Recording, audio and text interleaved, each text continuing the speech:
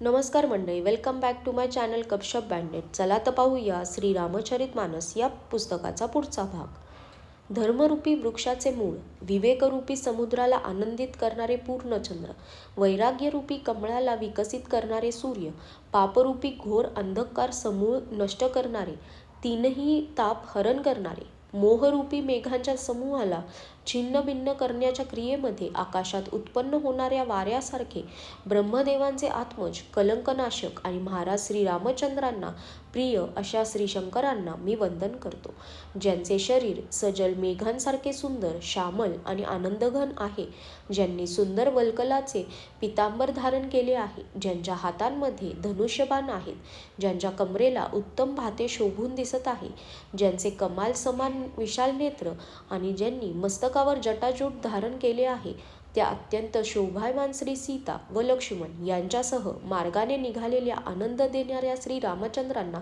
मी भजतो. श्री शंकर म्हणतात, हे पार्वती, श्रीरामांचे गुण गूढ आहेत.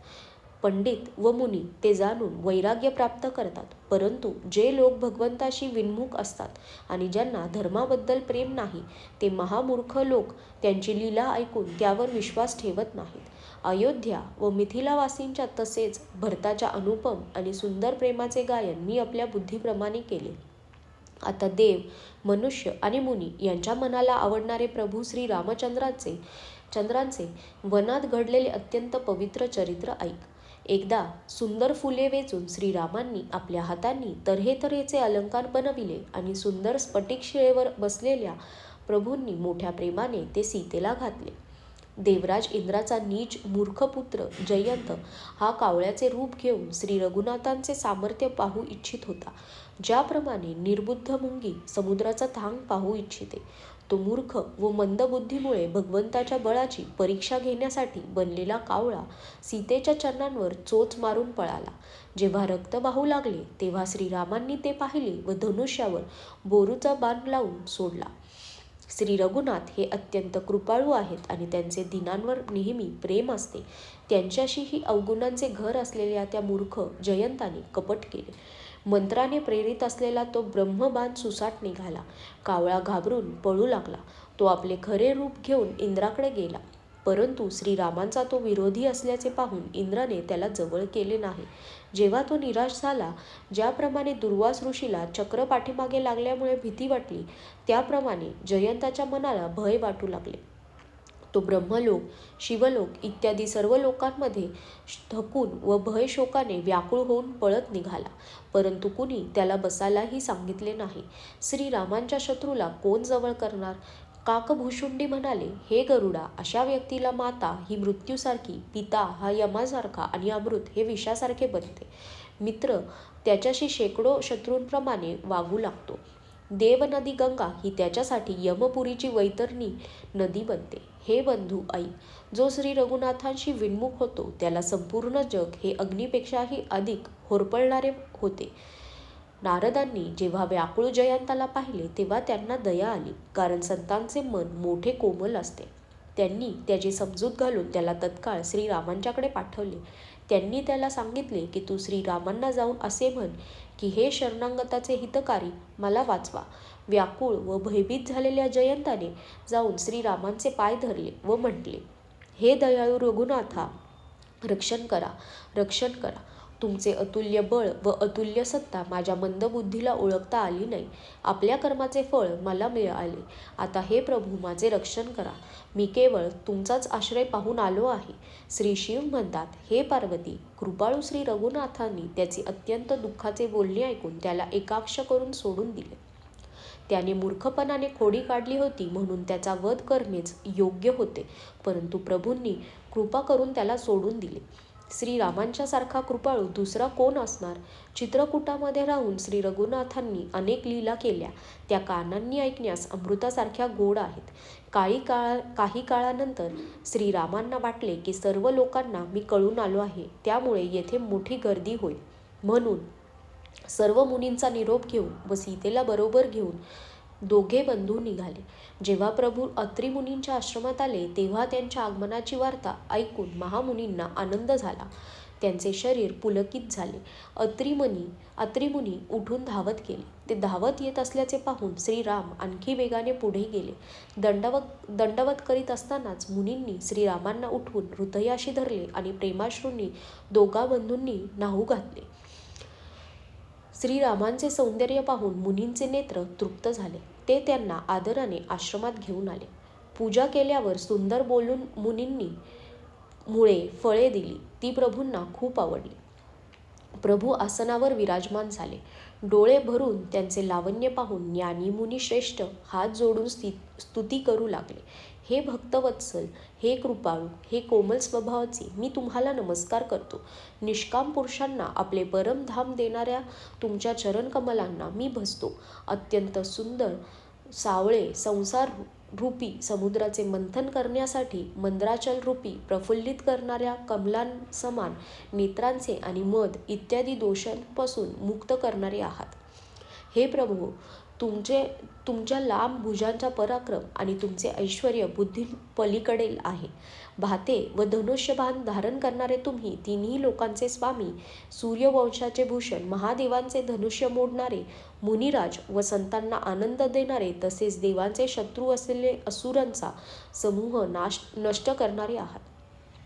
तुम्हाला कामदेवाचे शत्रू असलेले महादेव वंदन करतात. ब्रह्मदेव इत्यादी देव तुमची सेवा करतात. तुमचा विग्रह विशुद्ध ज्ञानमय असून तुम्ही संपूर्ण दोषांचा नाश करणारे आहेत. हे लक्ष्मीपती, हे सुखनिदान, हे सत्पुरुषांचे आश्रय, मी तुम्हाला नमस्कार करतो. हे इंद्राचे प्रिय अनुज वामनावतार, स्वरूपभूत शक्ती सीता व लक्ष्मण यांच्यासह मी तुम्हाला भजतो. जे लोक मत्सररहित होऊन आपल्या चरणकमलांची सेवा करतात ते तर्क वितर्करूपी तरंगांनी पूर्ण असलेल्या संसाररूपी समुद्रात पडत नाहीत. जे एकांतवासी लोक मुक्तीसाठी विषयांपासून इंद्रियादींचा निग्रह करून तुम्हाला प्रेमाने भजतात ते तुमच्या गतीला प्राप्त होतात.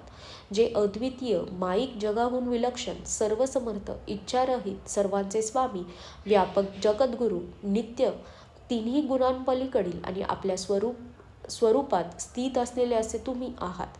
आणि जे भावप्रिय, विषयी पुरुषांना अत्यंत दुर्लभ, आपल्या भक्तांच्या सर्व कामना पूर्ण करणारे कल्पवृक्ष, पक्षपातरहित आणि नित्य आनंदाने सेवा करण्यास योग्य आहात, अशा तुम्हाला मी निरंतर भजतो. हे अनुपम सुंदर, हे पृथ्वीपती, हे जानकीनाथ, मी तुम्हाला प्रणाम करतो. माझ्यावर असेच प्रसन्न व्हा. मी तुम्हाला नमस्कार करतो. मला आपल्या चरणकमलांची भक्ती द्या. जे लोक ही स्तुती आदराने म्हणतील ते तुमच्या भक्तीने युक्त होऊन तुमच्या परमपदास प्राप्त होतील, यात शंका नाही. मुनींनी अशी विनंती करून नतमस्तक होऊन हात जोडून म्हटले, हे नाथ, माझी बुद्धी तुमचे चरणकमल कधी न सोडो. नंतर परम शीलवती विनम्र सीतेने अत्रिपत्नी अनुसयेचे पाय धरून तिची भेट घेतली. ऋषीपत्नीच्या मनास खूप आनंद झाला. तिने आशीर्वाद देऊन सीतेला जवळ बसवून घेतले आणि तिने नित्य नवी, निर्मळ आणि सुंदर राहणारी दिव्य वस्त्रे व अलंकार सीतेला घातले. नंतर ऋषीपत्नी या निमित्ताने मधुर व कोमल वाणीने स्त्रियांच्या काही धर्मांचे वर्णन सांगू लागले.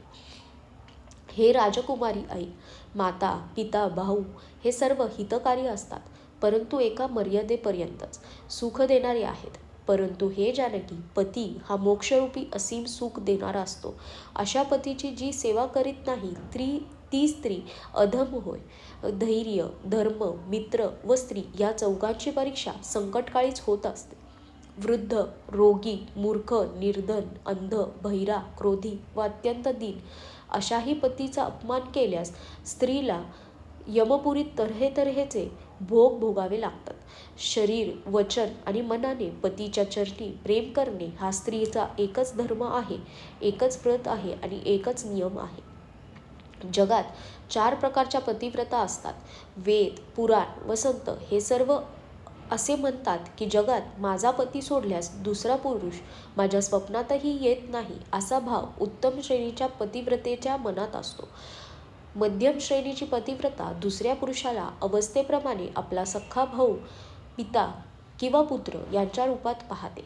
जी धर्माचा विचार करून आणि आपल्या कुळाची मर्यादा जाणून स्वतःच्या मनात असूनही परपुरुषापासून बचाव करते ती निकृष्ट प्रतीची पतिव्रता होय, असे वेद म्हणतात. आणि ज्या स्त्रीला व्यभिचारीची संधी मिळत नाही किंवा जी भीतीमुळे पतिव्रता राहते, जगात त्या स्त्रीला अधम मानावे. पतीचा विश्वासघात करून जी स्त्री परपुरुषाशी रती करते ती स्त्री तर 100 कल्पांपर्यंत रौरव नरकात पडते. क्षणभराच्या सुखासाठी कोट्यवधी जन्मांमध्ये भोगावे लागणारे दुःख जिला समजत नाही त्या स्त्रीसारखी दुष्ट कोण असणार? जी स्त्री फसवणूक न करता पातिव्रत्य धर्म स्वीकारते तिला विनासायास परमगती प्राप्त होते. परंतु जी पतिविरुद्ध वागते ती पुढे जेथे जन्म घेते तेथे ती तारुण्यातच विधवा होते. स्त्री जन्माने अपवित्र आहे, परंतु पतीची सेवा केल्याने ती अनासायास शुभगती प्राप्त करते. पातिव्रत्य धर्मामुळे तुळस ही आजही भगवंतांना प्रिय आहे आणि 4ही वेद तिची कीर्ती गातात. हे सीते ऐक, तुझे नाव घेऊनच स्त्रिया पातिव्रत्य धर्माचे पालन करतील. तुला श्रीराम हे प्राणाहून प्रिय आहेत. ही पातिव्रत्य धर्माची गोष्ट मी जगातील स्त्रियांच्या हितासाठी सांगितलेली आहे. आजच्यासाठी धन्यवाद.